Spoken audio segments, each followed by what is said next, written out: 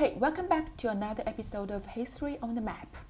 Buckle up because today we're heading to one of the juiciest dramas of 19th century Europe, the unification of Germany.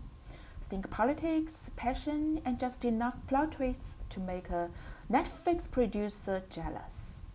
This one's built with the A-level liberalism and nationalism in Germany topic in mind. But honestly, whether you are in AP World, AP Euro, IB History, or you just clicked this because you love a good story about people arguing over borders, you are in the right place. Here's how we roll in this series. We are not just throwing dates and names at you. We are pulling up maps, connecting dots across time and space, and sprinkling in photos, diagrams, mind maps, basically all the brain candy you need to actually see history make sense. So, where's our destination today? Picture it. All those little German states, dozens of them, finally smooshing together into one giant heavyweight player on the European stage, the German Empire. What powered this transformation? Two high-octane fuels, liberalism and nationalism. If your brain's going to remember just two pit stops today, make them these. The revolutionary fireworks of 1848 and the grand ta-da moment of 1871 when the empire was born. How are we getting there? Glad you asked. First, we'll rip apart the causes and consequences of the 1848 revolutions in the German states. Then, we'll meet the ultimate master of realpolitik, Otto von Bismarck, history's version of a behind-the-scenes chess grandmaster. And finally, we figure out how Prussia pulled off 3 war wins and used cold hard economics to glue Germany together. So, curiosity loaded, let's roll. We'll start with the causes of the 1848 revolutions. Picture Europe in the 1810s as a giant pressure cooker. Napoleon had stirred up the entire continent, then been overthrown himself, leaving a mess for everyone else to clean up. Cue the Congress of Vienna, where the leaders of Europe basically said, all right, let's clamp the lid shut before this thing explodes again. Austria's foreign minister Metternich was the guy holding that lid down. His recipe for stability, later called the Metternich system, was simple. Put the monarchs back on their thrones, keep absolute rulers nice and comfy, and hit the pause button on any wild liberal or nationalist ideas. On the surface, it worked. Europe looked calm, like a pond on a summer day. Underneath, it was bubbling, steaming, just waiting for someone to lift the lid. Now, the Metternich system was basically Europe's post-Napoleon cleanup plan. But to understand why it mattered, we need to see the chaos Napoleon left behind. Pull up a map of the Holy Roman Empire in the Middle Ages. Sounds epic, right? Holy Roman Empire. That's a triple whammy of authority, except nope. It was more like the world's largest jigsaw puzzle club. Over 300 semi-independent states, each doing its own thing. Central power or polite suggestion at best. Then the French Revolution happened and Napoleon decided to play on expert mode. In the early 1800s, he was Europe's undefeated champ, throwing his weight across half the continent. Many German rulers reduced to being Napoleon's well-dressed puppets. The Holy Roman Empire snapped in half and tossed in the bin in 1806. Napoleon bundled the Western German states into something called the Confederation of the Rhine. Prussia and Austria still looked like big players, but in reality, they were tied to Napoleon's chariot. Not entirely under his control, but always one tug away from being dragged into action. And the Rhine Confederation states, they even had to send troops for his wars, like at the Battle of Leipzig, here, where German soldiers ended up fighting on Napoleon's side.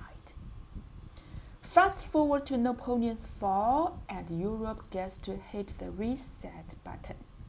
But here's the catch. The collapse of the Holy Roman Empire had left behind a long tradition of divide and rule.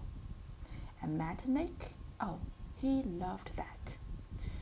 The more fragmented Germany was, the easier it was for Austria to play referee.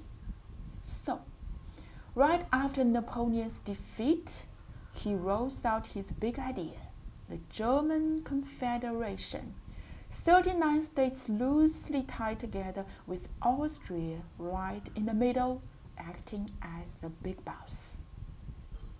This red outline is the Confederation's territory. And from this moment, the clock's ticking toward revolution. The Confederation's borders mostly followed the old Holy Roman Empire. It was a colorful patchwork. German was the main language, sure, but you'd also hear Hungarian, French, and more. And here's the kicker. Some German-speaking areas weren't even in the Confederation, like bits of Prussia. So, if anyone in the Confederation thought, we are all one big happy family, sorry, no. This whole setup wasn't made to unite Germany. It was designed to stop unity. Translation, well, keep Austria comfortably in the driver's seat.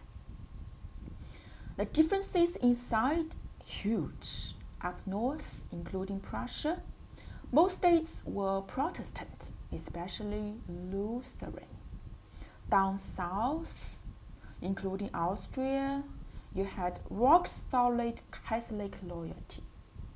Politically, most southern rulers were in Metternich's fan club, running their states like tightly sealed jars. Put all that together and you've got a compressed spring of tension. Religious divides, competing interests, Austria's control-freak tendencies, and a confederation so loose it was basically a group chat where no one replies. On the surface, calm. Underneath, pure strain. And that's why when we hunt for the sparks that lit the revolutions of 1848, we have to start by looking for cracks in Metternich's carefully stacked system. Alright, now that we've watched Metternich play Europe's control-freaking chief, let's talk about one of the big ideas of the time, liberalism. 19th century liberals weren't going full off with their heads like the radicals, but they were also not about to bow forever to old-school absolute monarchs. Nope, they wanted the Goldilocks option, not too hot, not too cold, somewhere in the constitutional middle. The wish list gave ordinary people a voice, but let's not get too crazy with direct democracy. Keep the monarch, but put them on a leash, a constitutional one. A parliament elected preferably by property owners, like, oh, what a coincidence, themselves.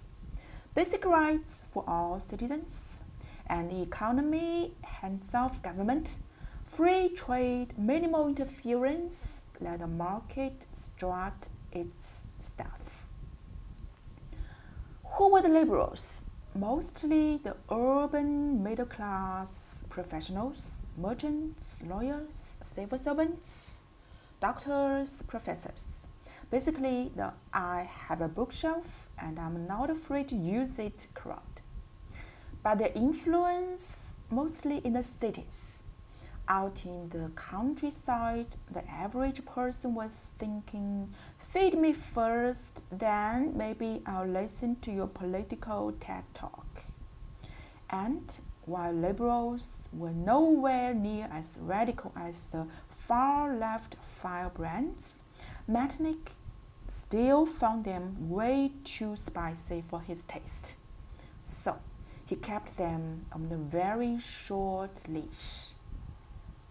Now, for the other emotional engine, nationalism. Its first real jolt came during the Napoleonic Wars. After being steamrolled by Napoleon, European nations suddenly realized, hey, maybe if we actually feel like one people, we fight better. The logic was simple. Same language, same culture, same history, then we should be running our own show, not letting outsiders meddle. In early 19th century Germany, liberalism and nationalism often walked hand in hand. One pushed for rights and constitutions, the other for unity and self-rule. Many nationalists were liberals, but some were radicals. Anyways, all of them agreed on one thing. We decide how we are governed. And when you talk about German nationalism, you can't skip the brothers Grimm. Yep, the fairy tale guys. Snow White, Hansel and Gretel, but also, in a way, once upon a time there was a shared German identity. Their stories were like a cultural delivery service, dropping the idea of Germanness into homes across the land. But here's the reality check. Nationalism in early 1800s Germany wasn't exactly trending on TikTok. The super passionate crowd was mostly educated middle classes, professionals, university clubs, and student societies. Why couldn't nationalism go viral across the whole confederation? Two main reasons. Population structure. Most people were farmers, busy wrestling with survival. Abstract ideas like freedom and nationhood were way down the to-do list. Regional differences. Religion split communities, and the economies didn't match. The industrializing Rhineland was sprinting ahead, and the south and east was still agricultural, far more interested in whether the wheat was ripe than in waving a national flag. And who was working overtime to keep both liberals and nationalists in check? Yep, our old friend Metternich.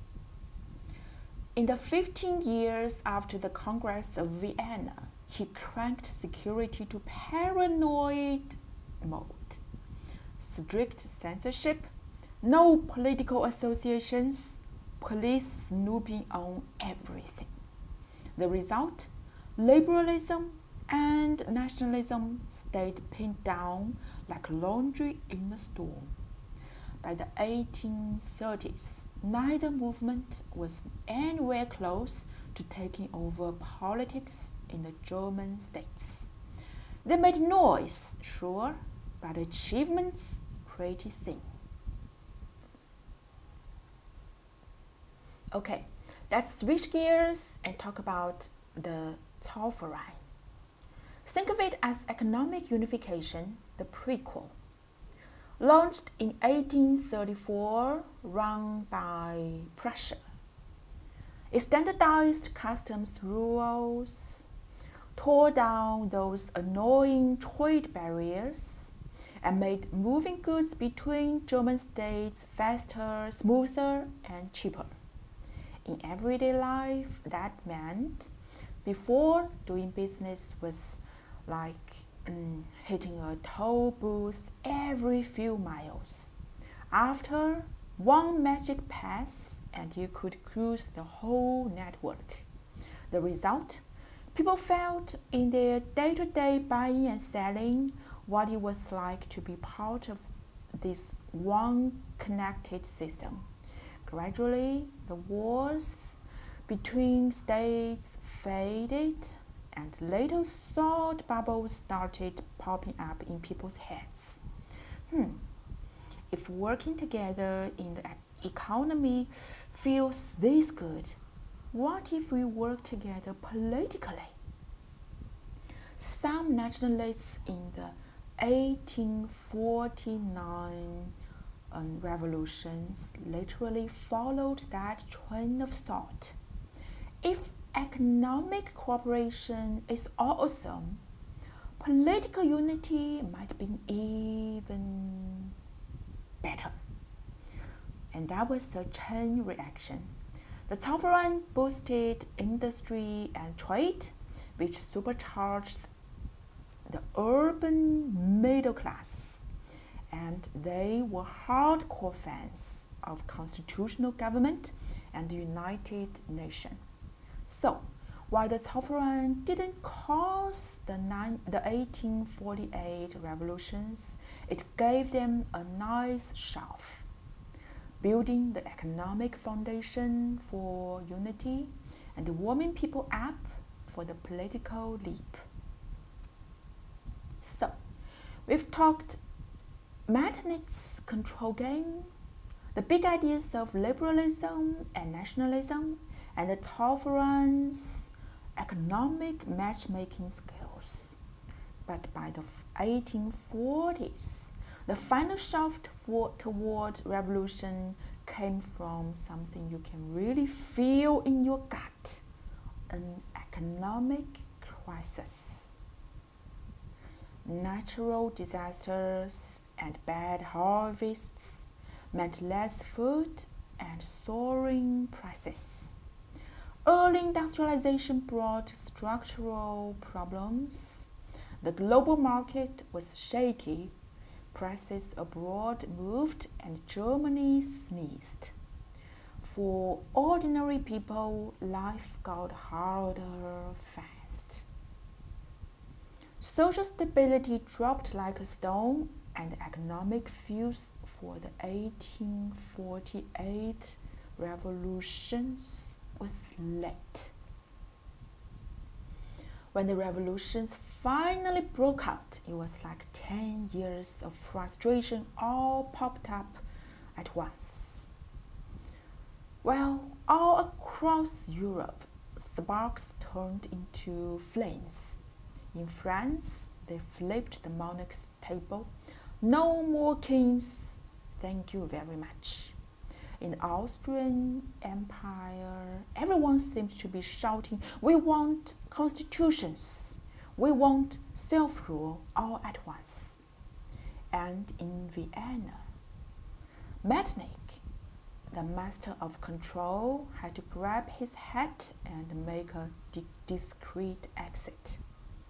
In the German states, most of the revolutions weren't full-blown street brawls. The French example lit up German liberals who jumped at the chance to put constitutional reform front and center, hoping to give the Confederation a 19th century software upgrade, and maybe, just maybe, lay some track toward unification.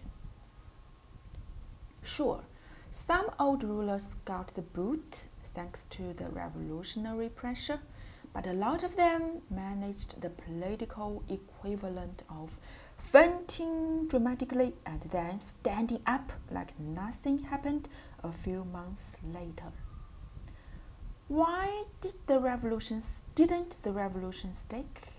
One phrase: same bed, different dreams.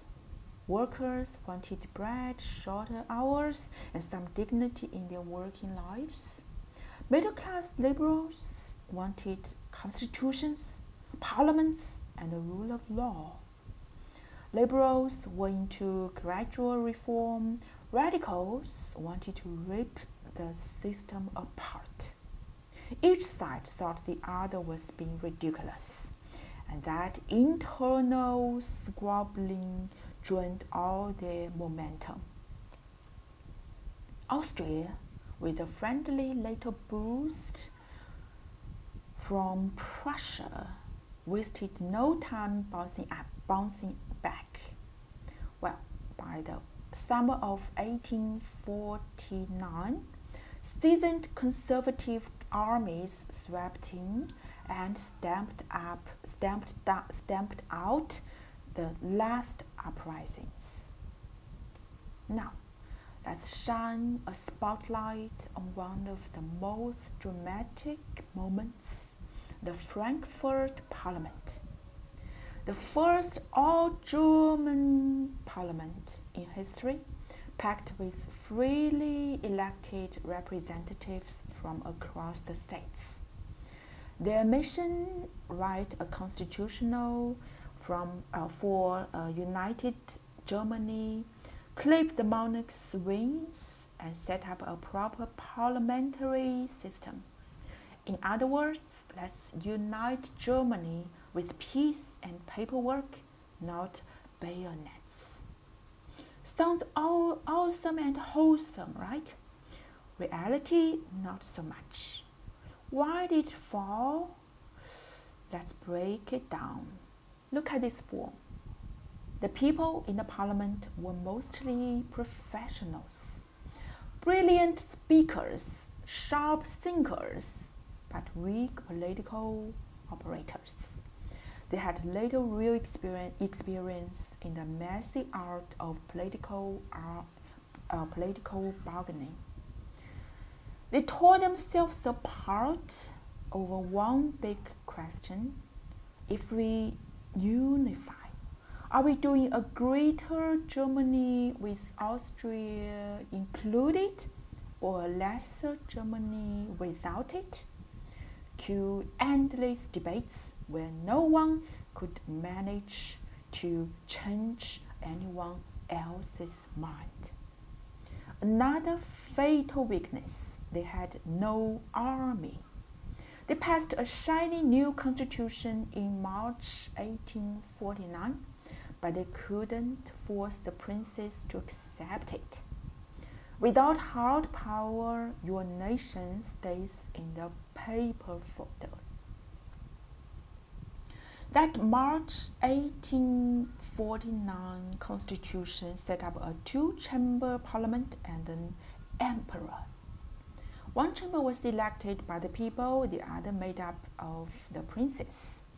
And the top job, German emperor, was offered to King Frederick William IV of Prussia. So, who was this guy? King of Prussia from 1840 to 1861, a man of many moods, sometimes open-minded, sometimes unpredictable, but at heart a conservative. He'd once eased censorship and tossed a bit more power to local assemblies, enough to make liberals go, "He's one of us." The parliament's choice of him came down to two things. One, the lesser Germany crowd thought he was a safe, solid pick. Two, Prussia was the only German state big enough to go toe-to-toe with Austria, and someone had to swing the sword if it came to that. But Frederick William IV said nope. Why? He didn't recognize the parliament's authority. In his book, a crown should be handed to him by the German princes, not the people's parliament in Frankfurt.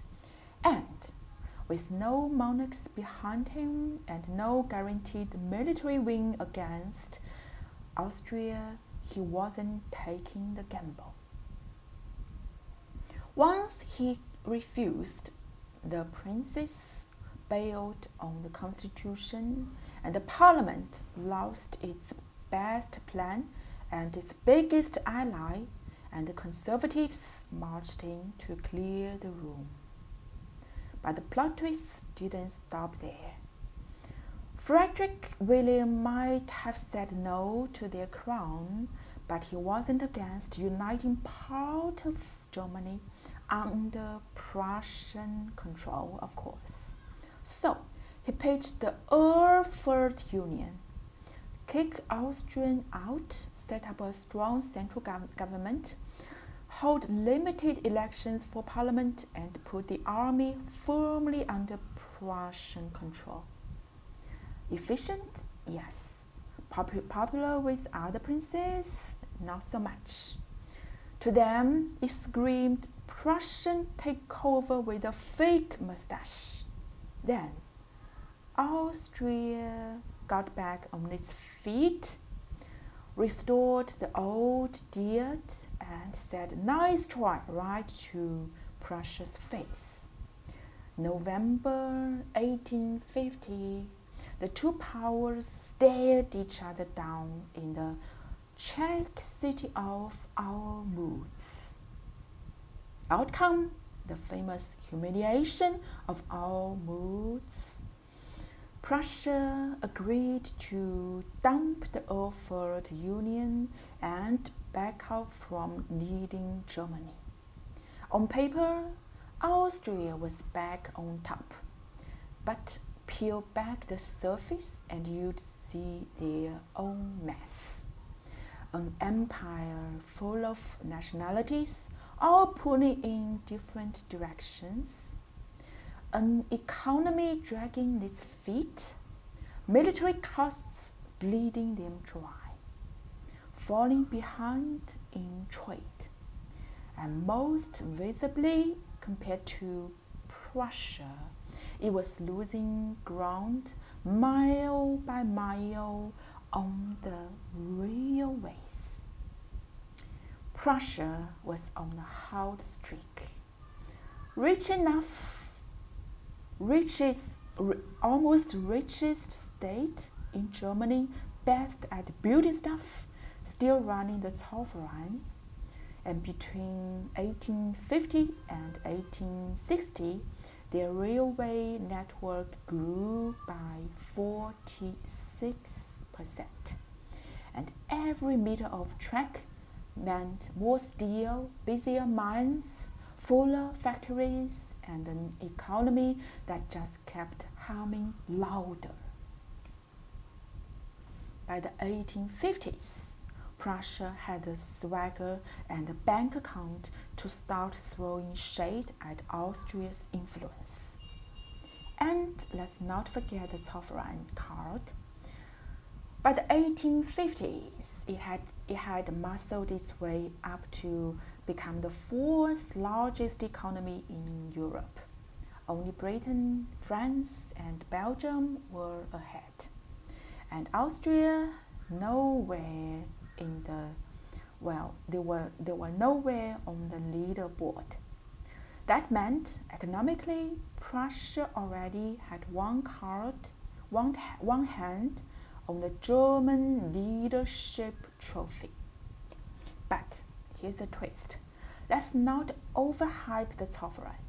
Many states joined for the perks, not the politics.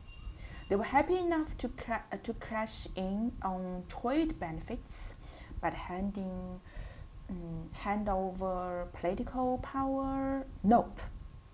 Some historians even joke that the Zollverein accidentally kept certain small states alive longer by topping up their coffers, which might have slowed down unification.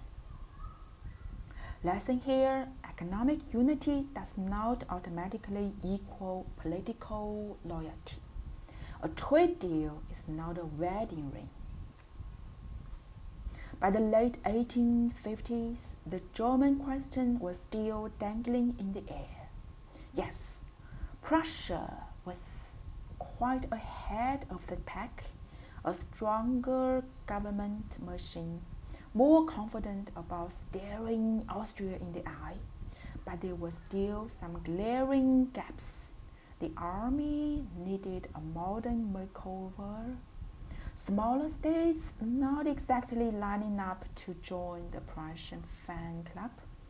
And if they did decide to take on Austria, they'd better check first what the other great powers had to say about it. At this point, betting money on Prussia would definitely unify Germany within 10 years was, let's just say, not a safe investment. So, here's the big question. If it wasn't inevitable then, why did Prussia actually end up leading unification in 1871? Enter the main event, Otto von Bismarck. 10 years as a diplomat under his belt, then in 1862 he's called in as a political firefighter. No warm-up, straight into the role of Prussian Prime Minister.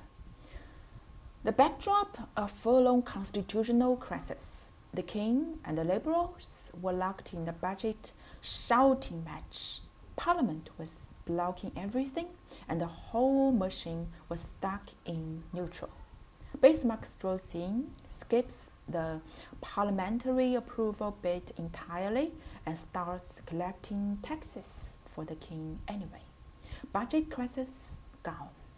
The man was a master at political messaging. To the liberals, he basically said, you want unification? You want Austria out of the way? Great. But without a strong army, that's just a nice bedtime story. And when diplomacy didn't cut it, Bismarck was perfectly fine with switching to the force setting. Then came what I like to call Bismarck's 3 quick strikes. 1864, war with Denmark. 1866, war with Austria. 1872-71, war with France. Short, sharp, decisive. Bismarck ran the tempo like a military DJ. Was this all part of a master plan from day one, or was he just really, really good at seizing opportunities as they popped up? Historians still argue about it. Some say, of course, he always aimed for unification. Others say, nah, he just surfed the wave of crisis until, oops, there's a German Empire. Either way, his secret weapon was the Prussian army. Top-class officers, modern organization, and the uncanny ability to turn cool plan brawl into actual battlefield win. Take the 1866 Austro-Prussian War, over in 7 weeks. On paper at Bohemia, both sides had quite similar numbers in troops and artillery. So, why did Prussia absolutely steamroll Austria? Well, Austria had a few issues. Mobilization slow as a Monday morning. 2 fronts to fight on, the ultimate distraction.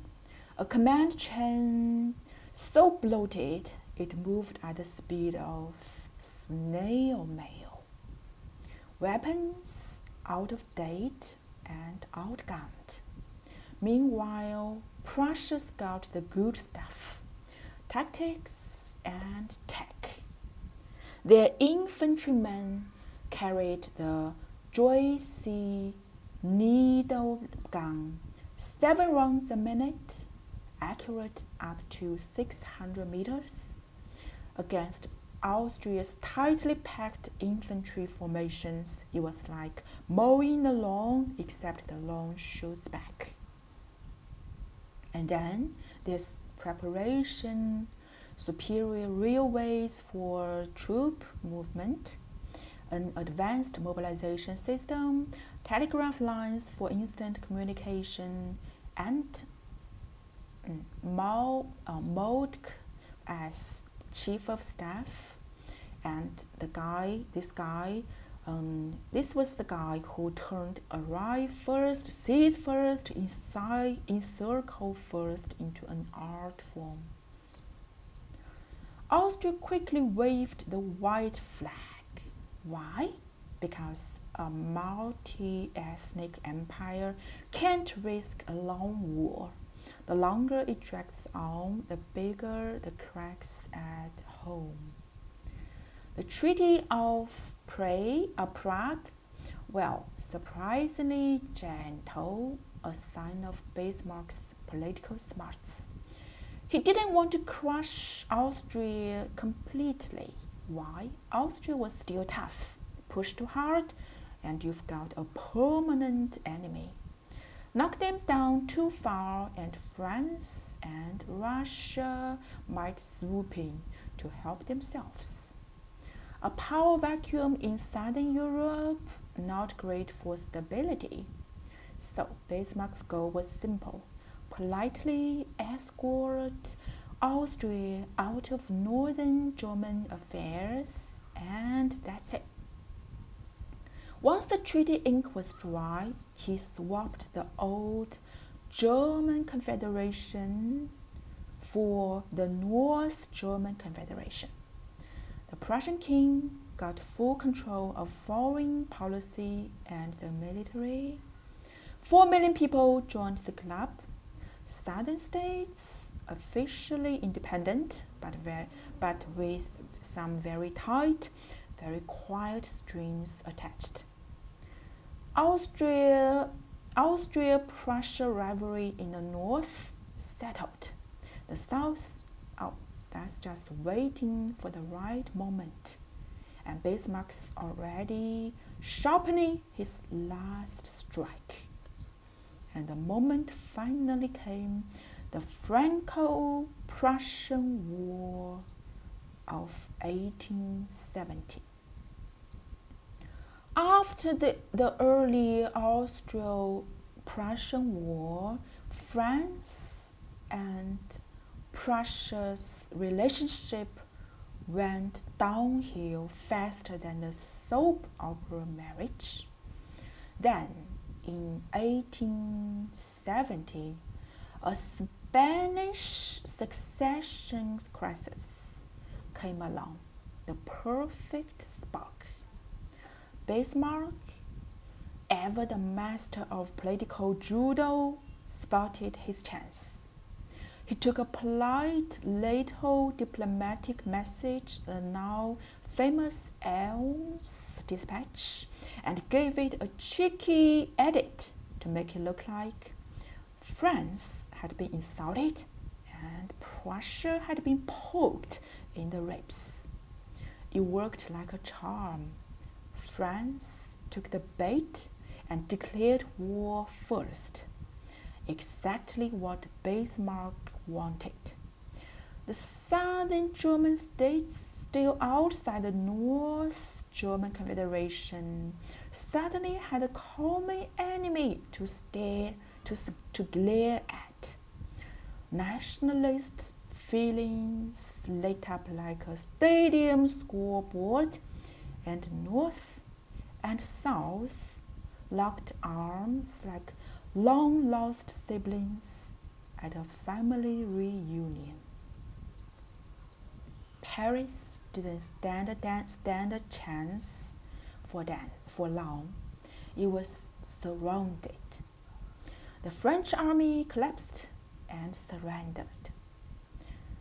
This painting from the time showed the Prussian king standing up on an artillery position after the victory, looking down at Paris with that, well, this escalated quickly energy. The balance of power in Europe had now swung firmly in Prussia's favor. And just like that, with the Franco-Prussian War wrapped up, Germany was finally united. Bismarck's three-step plan was now complete. Step 1, team up with Austria to smack Denmark and reclaim territory for the German people.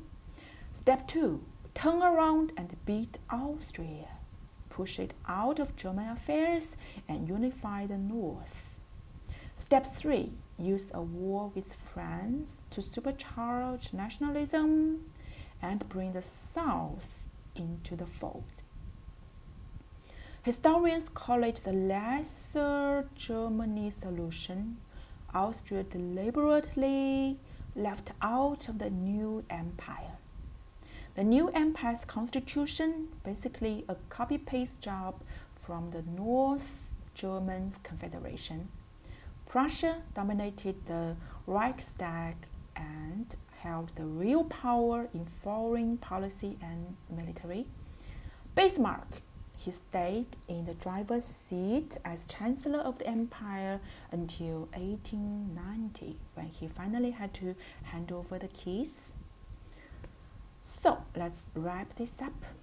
In the AS Germany topic, there are two mountains you absolutely have to climb. 1, the revolutions of 1848.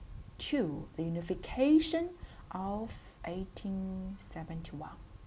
When you study them, keep these in mind. Follow the cause and effect chains that lead to each turning point.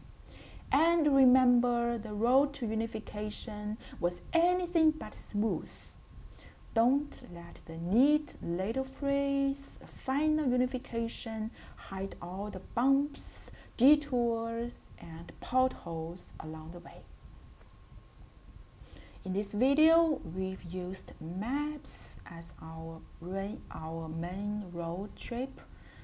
Well, we also sprinkled in some illustrations and mind map snapshots to connect the dots. Why revolutions happened, why unification worked, and how each step built on to the last. Now you've got the framework, but the details, that's your job to dig into. The more solid facts you pack into your brain, the more you can turn I think into I can prove it. And that's a cool story into that's my exam winning argument. And yes, if you're hungry for the full deep dive, I've got you covered. I've built this monster mind map over 1,800 branches, bilingual English and Chinese, loaded with maps, historical images, and a crystal clear structure. If you want it, head over to this openstory WeChat public account and send the code ASO 周史 to unlock the editable full mind map and the complete lesson slides. And by the way, I've also built AS Europe mind maps for the British Industrial Revolution, the French Revolution, the Russian Revolution, all in the same bilingual, image-packed, logically smooth style. Unlock them the same way. Alright, if this video was useful to you, don't forget to like, save, and share. See you in the next one.